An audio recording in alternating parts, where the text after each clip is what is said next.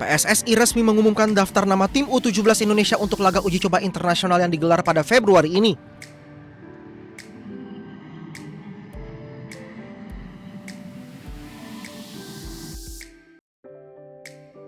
Total, PSSI memanggil 28 pemain untuk mengisi skuad Garuda Asia.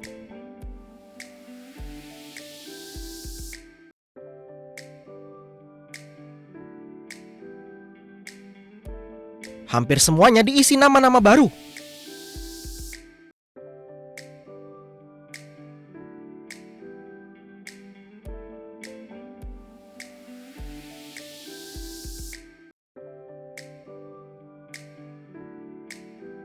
Para pemain yang dipanggil merupakan hasil pemantauan tim kepelatihan.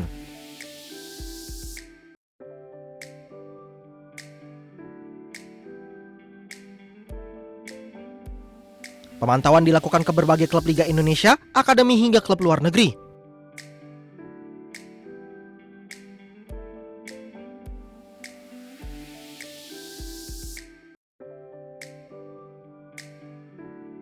Meski begitu, nama dari generasi sebelumnya juga masuk dalam skuad ini.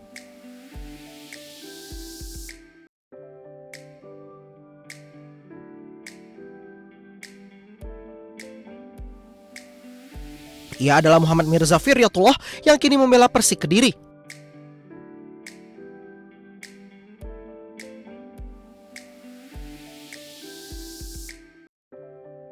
Selain itu, PSSI juga memanggil Nicholas Indra yang bermain untuk klub Norwegia Rosenborg.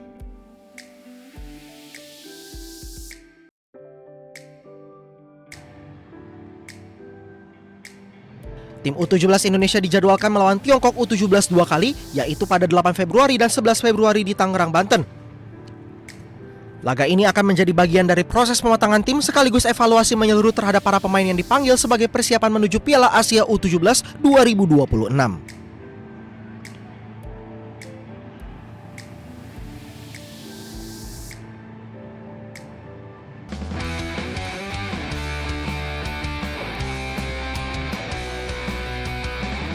Sebanyak 28 pemain tim U17 Indonesia mengikuti latihan di Stadion Indomilk Arena Kabupaten Tangerang, Banten pada Kamis malam jelang menghadapi laga uji coba internasional melawan tim U17 Tiongkok.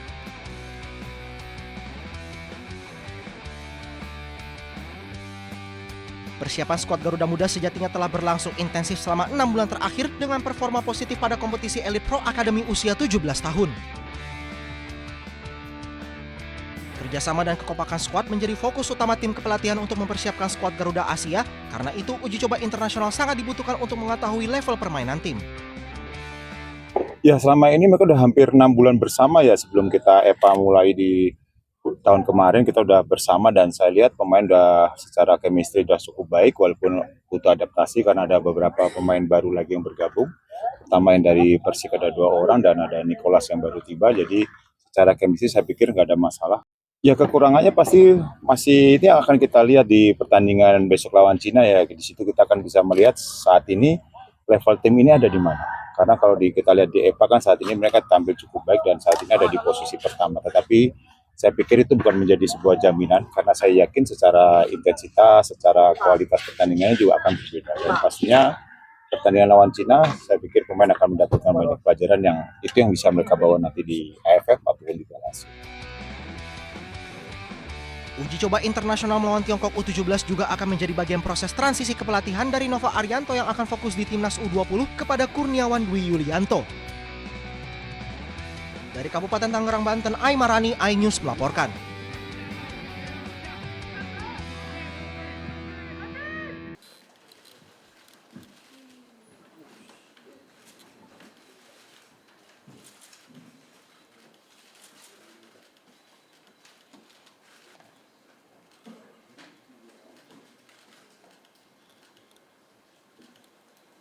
Barang bukti yang ditunjukkan yaitu berupa uang tunai dalam pecahan rupiah senilai 1,89 miliar. Kemudian uang tunai dalam bentuk dolar dalam mata uang yen Jepang senilai 550.000. Selain itu juga logam mulia dengan total berat 5,3 kg. Kemudian 1 jam tangan mewah senilai 100 38 juta sehingga total 40,5 miliar.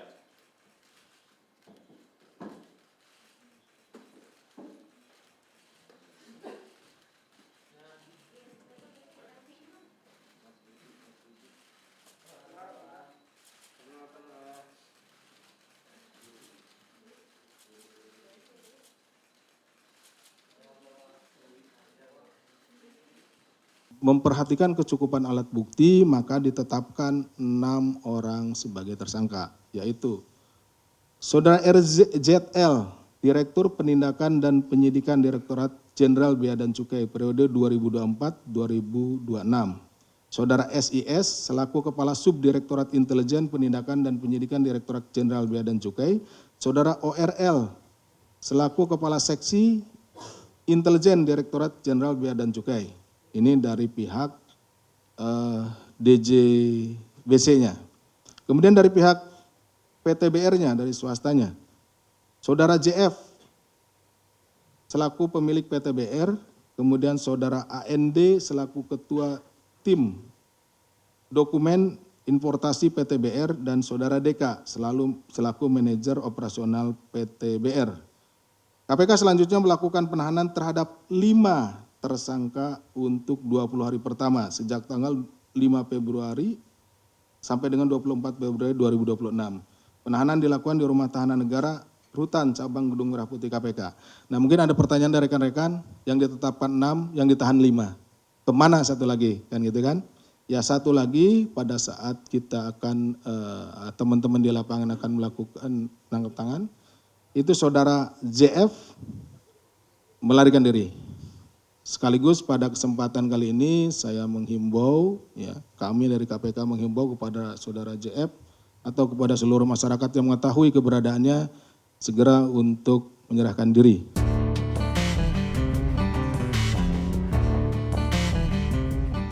Wakil Menteri Sosial Agus Jabo Priyono menegaskan layanan kesehatan bagi pasien cuci darah tidak boleh terhambat, terlebih bagi warga yang terdampak bencana. Wamensos memastikan kepesertaan BPJS Kesehatan bagi pasien cuci darah yang sempat diblokir akan segera direaktivasi dan meminta rumah sakit tidak menolak pasien dengan alasan status kepesertaan. Saat ini Kemensos tengah berkoordinasi dengan Kementerian Kesehatan dan BPJS Kesehatan untuk mempercepat proses aktivasi kembali. Jadi kita mau khusus, ya ini saya sampaikan, khusus untuk pasien cuci darah, ya kita akan segera reaktivasi kembali. Kita sedang berkoordinasi dengan Kemenkes, kita sedang berkoordinasi dengan BPJS. Jadi saya minta pihak rumah sakit tidak boleh menolak pasien cuci darah, karena nanti ya yang kemarin diblokir itu akan segera direaktivasi kembali, ya. Jadi saya sampaikan begitu. Estimasi waktunya Pak kapan? Secepatnya. Jadi kalau mereka sudah masuk, ya kan, segera akan kita reaktivasi. Dan kita sudah minta kepada BPJS khusus pasien-pasien cuci darah dikasih tanda supaya secepatnya secara nasional bisa kita reaktivasi semua. Wamensos menyebut pihaknya telah meminta BPJS Kesehatan memberikan penanda khusus bagi pasien cuci darah agar proses reaktivasi dapat dilakukan secara cepat dan serentak di seluruh daerah. Agus Jabo juga meminta seluruh rumah sakit agar tetap memberikan layanan kepada pasien cuci darah meskipun kepesertaan BPJS Kesehatan mereka sempat diblokir. Ia menjelaskan bagi pasien yang sudah datang dan membutuhkan layanan cuci darah, proses reaktivasi BPJS akan dilakukan secepat mungkin agar pelayanan medis tidak tertunda. Dari Bandung, Jawa Barat, Yuwono Wahyu Anyus melaporkan.